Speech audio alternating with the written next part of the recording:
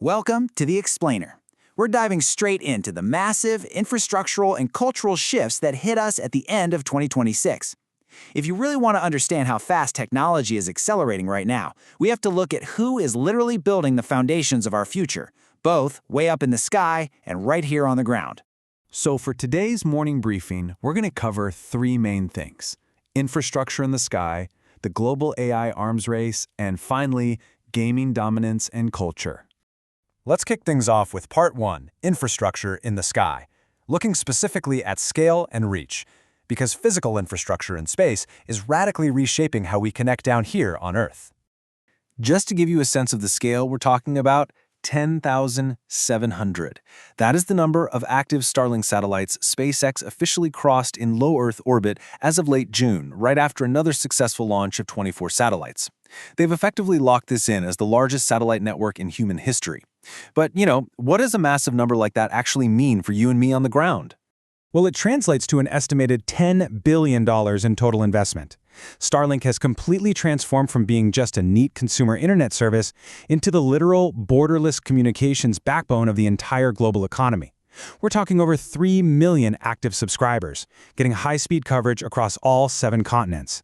And for the maritime and airline industries, this is an absolute game-changer. Major airlines are seeing a 40% jump in customer satisfaction just by turning this Wi-Fi on, and ships out in international waters finally have a rock-solid lifeline for emergencies. It's truly become global infrastructure. Now let's pivot for a second from sheer quantity to just massive scale. 15,000 pounds. That is the colossal weight of SiriusXM's brand new SXM-11 satellite, which actually launched on the exact same evening as those Starlinks.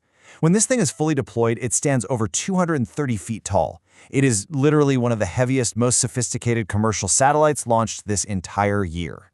And why build something so gigantic? Because SiriusXM is placing a $500 million bet to fight off terrestrial streaming rivals by conquering incredibly difficult geographical terrain. We're talking specifically about Alaska. This massive satellite uses advanced spot beam technology to deliver flawless, highly concentrated digital audio coverage straight to America's northernmost state. It completely overcomes the extreme viewing angles that used to cause all those spotty coverage issues. It's a huge infrastructural play to hold on to their 34 million subscribers. Okay, before we drop back down to Earth for the next segment, we need to do a quick definition: DRAM, or Dynamic Random Access Memory. Basically, these are the high-speed memory chips that are absolutely essential for training and operating complex AI systems and massive data centers. Keep DRAM in the back of your mind because it's the crucial bridge that connects all this physical hardware we just talked about to the software of the future. Which brings us to Part 2, the global AI arms race. We're looking at the clash between control and democratization and examining the geopolitical chessboard of artificial intelligence. Just let this jaw-dropping figure sink in for a second. $518 billion. That is South Korea's totally unprecedented investment program to build 4 brand new semiconductor fabrication plants. To put that kind of money into perspective, that single investment is larger than the entire GDP of countries like Nigeria or the Philippines. Heavyweights like Samsung Electronics and SK Hynix are leading the charge here, and their target is a massive ramp-up in DRAM and high-bandwidth memory production. The strategic implications here are absolutely huge. By essentially doubling their DRAM output, South Korea is aiming to capture 70% of the global AI memory chip market by 2030. Industry experts are saying this essentially positions South Korea as the OPEC of AI infrastructure. Just think about that. They could heavily dictate global tech development simply through their own production decisions. So it's pretty clear that whoever controls the hardware holds immense power. But what about the software side of things? Well, to understand that, we need to talk about open-weight models. An open-weight AI model is one where the core architecture and its weights are freely downloadable. This means you can run it locally on your own machine without any centralized access restrictions. This concept is actually sitting right at the dead center of a major US-China cybersecurity clash that just unfolded. We are witnessing a really stark contrast in how these countries deploy AI. Over in China, you have the GLM 5.2 model, released by Zichu AI. It's an open-weight, universally downloadable model. Anybody can get it.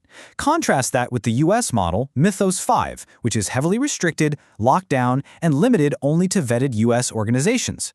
But here is the real shocker. Independent researchers have confirmed that China's completely borderless GLM 5.2 perfectly matches the highly restricted US Mythos 5 when it comes to cybersecurity and vulnerability detection.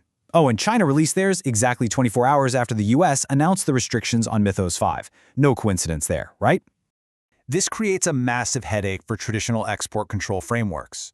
When a highly capable AI model is open weight, literally anyone, from defensive security teams to state-sponsored hackers, can download it to hunt for software bugs and zero-day exploits. As one data science security analyst put it, you just can't embargo something everyone has already downloaded. The genie is out of the bottle. Traditional non-proliferation rules are simply colliding with the reality of downloadable AI. Okay, let's move into part 3, gaming dominance and culture. We're going to bring this narrative all the way from global macroeconomics right down into our living rooms and look at the fierce community loyalty and brand power in consumer gaming. So, let's look at a really fascinating market reality.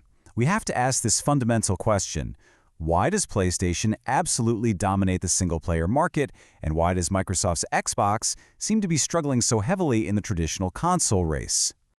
The numbers are just staggering. When a massive AAA single-player game launches, the PlayStation 5 captures roughly 75 to 80% of the total sales. That leaves the Xbox Series X and S fighting for just 20 to 25%.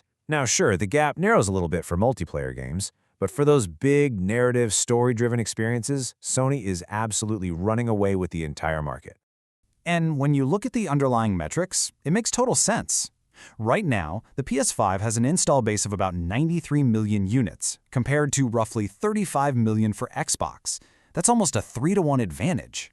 But it goes way deeper than just hardware sales. It's about core strategy. Sony has spent literally decades building a brand around premium, first-party single-player games. Think God of War or Spider-Man. Because they have this massive concentrated audience, third-party developers inherently prioritize Sony's hardware when making narrative experiences. Meanwhile, Microsoft has totally pivoted. They're focusing their strategy on multi-platform ecosystems and their Game Pass subscription, basically acknowledging that they aren't going to win the traditional hardware war. But let's see how all of this trickles down into gaming culture itself. While these corporate giants are battling it out over console supremacy, the fighting game community over at EVO 2026 just proved they have incredible brand power of their own. They dropped a rapid-fire series of massive character reveals that absolutely lit the community on fire. Tekken 8 brought back the fan-favorite heavyweight Bob. Arc System Works announced Loki as the very first DLC for Marvel Tokon, complete with these crazy MCU-inspired illusion mechanics. And Virtua Fighter even got in on the action, unveiling the Bakunawa Killer, deeply inspired by Southeast Asian mythology. It's amazing to see how this specific genre maintains such an incredibly dedicated, commercially viable ecosystem, especially in a gaming world that is completely dominated by massive battle royales. EVO 2026 pulled in over 15,000 in-person attendees and a staggering 800,000 peak concurrent viewers online. So what's their secret to survival? It all comes down to a hyper-focus on deep skill expression, intense one-on-one competition, and crucially, publishers finally standardizing modernized rollback netcode infrastructure, which basically means players can finally compete flawlessly online without lag ruining the match. It's a massive testament to the power of a highly engaged community. And that brings us to the end of our explainer today. We've covered a lot of ground, from thousands of satellites literally blanketing the Earth, to $500 billion bets on AI chips, to open-weight AI completely upending global security, all the way to the fierce cultural loyalty in our video game consoles. It really makes you wonder, in an era of such rapidly accelerating innovation, who really controls the future of our digital infrastructure and our entertainment? Because as scale, artificial intelligence, and brand dominance accelerate faster than ever before, adapting to these bold shifts isn't just an option, it's the only way to survive. Thanks so much for joining me today. Keep learning, and I will see you in the next explainer.